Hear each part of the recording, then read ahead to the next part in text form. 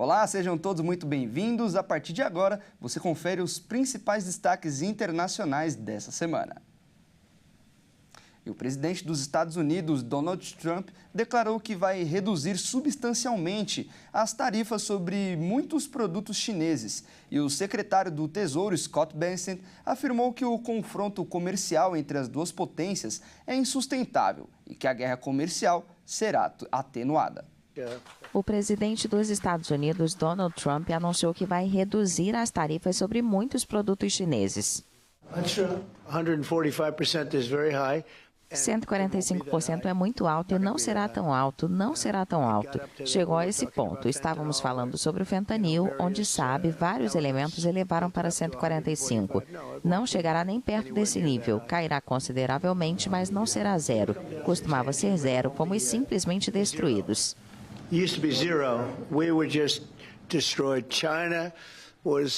Trump disse inicialmente que estava impondo tarifas à China por seu suposto papel na produção e na cadeia de fornecimento de fentanil. Depois alegou que Pequim estava se envolvendo em práticas comerciais desleais em relação a Washington. Pequim respondeu a essa série de tarifas, impondo 125% sobre produtos norte-americanos. Após as declarações de Trump, o secretário do Tesouro, Scott Bessent, afirmou que as tarifas impostas entre as duas principais economias representam um embargo comercial de fato, mas que ele espera uma redução desse conflito bilateral, já que o confronto comercial entre as duas potências é insustentável e a guerra comercial será reduzida.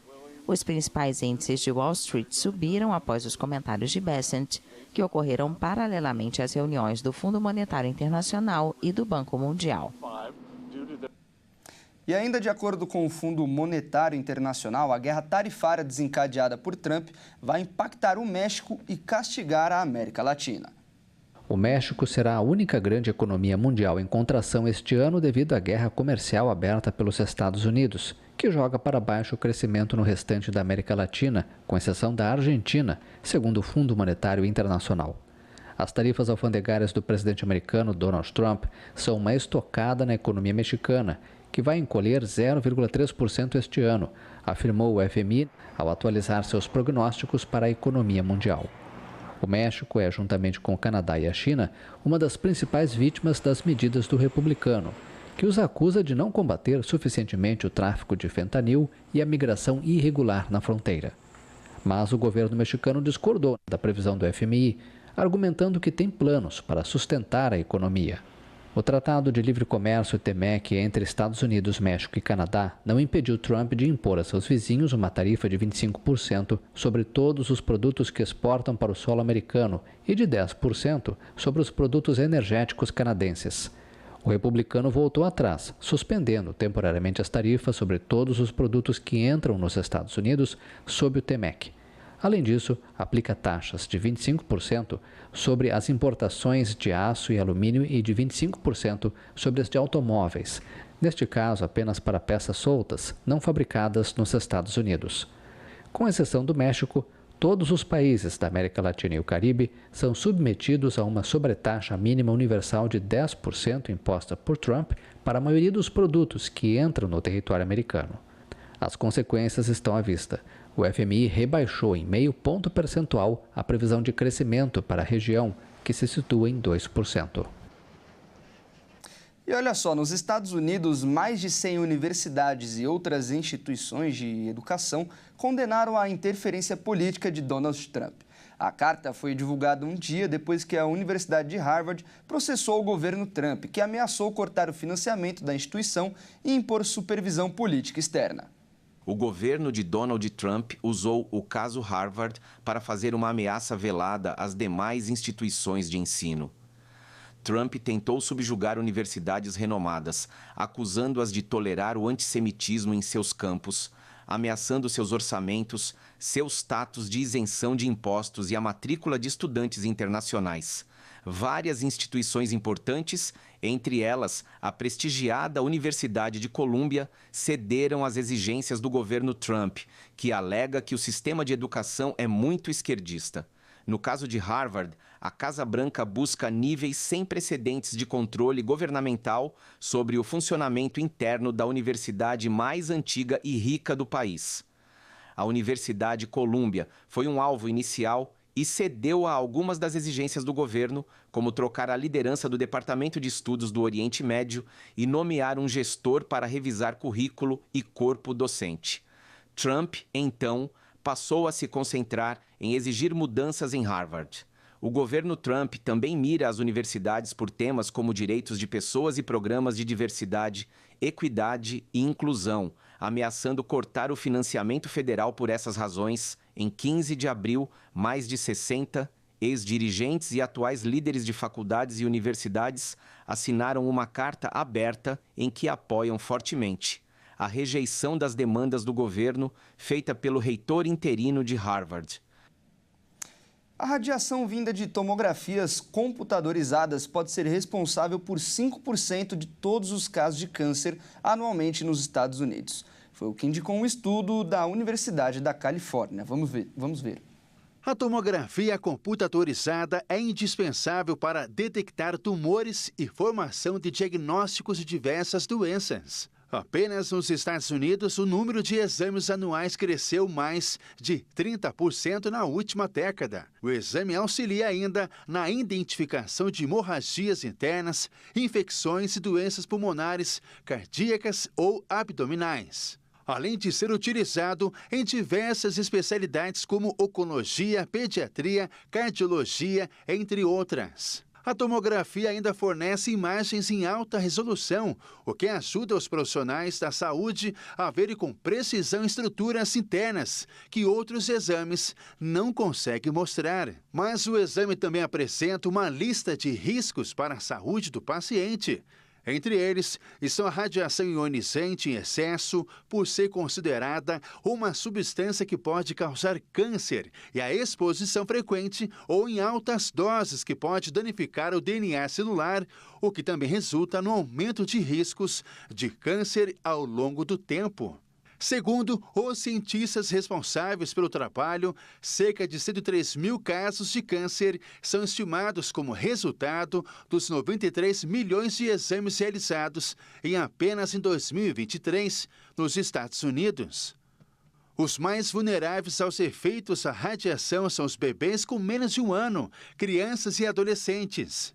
Eles representam 4,2% dos exames. A exposição nessas fases aumenta o risco de câncer em até 10 vezes em comparação a adultos. Para estas faixas etárias, os tipos mais comuns de câncer são tireoide, pulmão e mama. Adultos entre 50 e 59 anos são os que apresentam o maior número de casos de câncer, sendo 10.400 em mulheres e 9.300 em homens. E entre os tipos de câncer mais comuns, entre eles estão pulmão, cólon, bexiga, mama e leucemia. Dados coletados do estudo ainda apontam mais cânceres em adultos vindos de tomografias do abdômen e pelve, enquanto em crianças os exames de cabeça lideram o número de casos. Além dos Estados Unidos, o tema também é visto com cuidado em outros países. No Brasil, a Sociedade Brasileira de Pediatria, por exemplo, lançou em 2018 a campanha Image Gentry Brasil. O objetivo é o estímulo do uso racional dessas ferramentas. Apesar da iniciativa, a quantidade de exames realizados por pessoa vem crescendo no país. Segundo a Agência Nacional de Saúde Suplementar, um ano após o lançamento do programa, a média de exames feitos por cada beneficiário de plano de saúde foi de 19,8 e os registros seguiram em alta. O governo do presidente Donald Trump anunciou a sua intenção de proibir todos os corantes artificiais nos alimentos nos Estados Unidos até o fim de 2026, uma medida que é apoiada por especialistas em saúde. Os Estados Unidos vão proibir progressivamente corantes alimentícios artificiais até o final de 2026, medida apoiada por especialistas em saúde. O novo chefe da Administração de Alimentos e Medicamentos, FDA na sigla em inglês, disse que a medida abrange 8 aditivos, todos derivados do petróleo e suspeitos de terem efeitos nocivos à saúde. O funcionário citou estudos ligando esses corantes à hiperatividade, diabetes e câncer. Nos últimos 50 anos, as crianças americanas têm vivido cada vez mais em uma sopa tóxica de produtos químicos artificiais. Os corantes sintéticos afetados pela medida são amplamente utilizados pela indústria alimentícia e estão presentes em milhares de produtos, como doces, cereais, molhos e bebidas. A FDA explicou que nenhum deles tem valor nutricional e que servem apenas para enganar para fins comerciais, fazendo com que os alimentos pareçam mais vermelhos, azuis, frutados ou atraentes do que realmente são. Classificada desde 1994 como uma espécie criticamente ameaçada, o pato mergulhão brasileiro já foi considerado extinto na década de 1950, até ter uma nova população descoberta. Longe do seu habitat natural, em Praga, na República Tcheca, 5 novas aves nasceram após o esforço do zoológico local para levar os animais e criar um programa de reprodução. 5 filhotes de pato mergulhão brasileiro, espécie criticamente ameaçada de extinção, nasceram no zoológico de Praga, na República Tcheca. A informação foi compartilhada nesta quarta-feira por um criador, aumentando as esperanças de uma futura reintrodução da ave na natureza. Conseguimos 5 casais em outubro de 2023. Foi uma decisão difícil acomodar 5 casais, porque eles não podem ficar juntos. Cada casal precisa de seu próprio aviário, que além disso deve ter água corrente.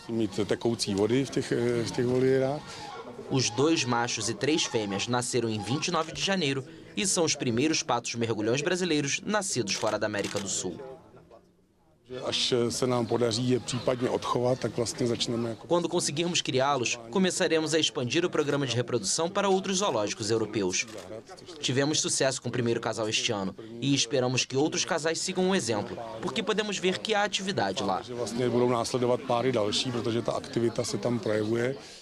Segundo o responsável pelas aves do zoológico, o pato mergulhão brasileiro é o único de sua espécie encontrado no hemisfério sul e um dos anseriformes mais ameaçados, se não o mais ameaçado de todos, referindo-se à ordem de aves aquáticas, que inclui patos e gansos.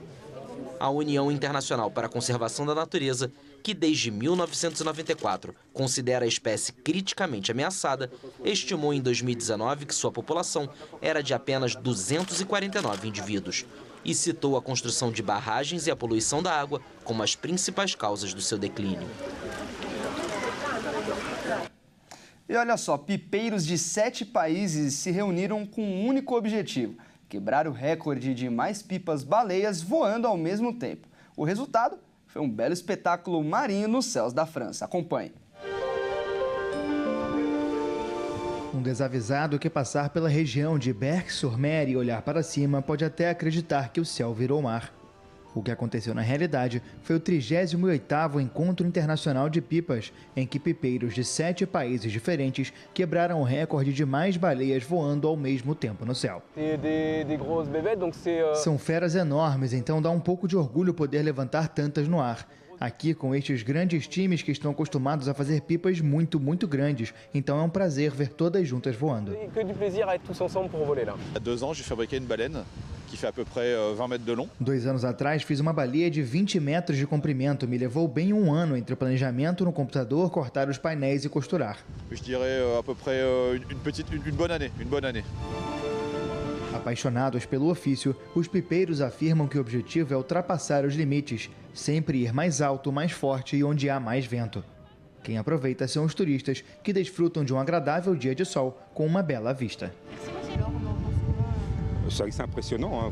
É realmente impressionante ver essas baleias desse jeito na paisagem. Elas são muito grandes, é muito bonito de ver. Vi nas redes sociais que queriam quebrar o recorde de 20 baleias e vim ver, é realmente muito impressionante.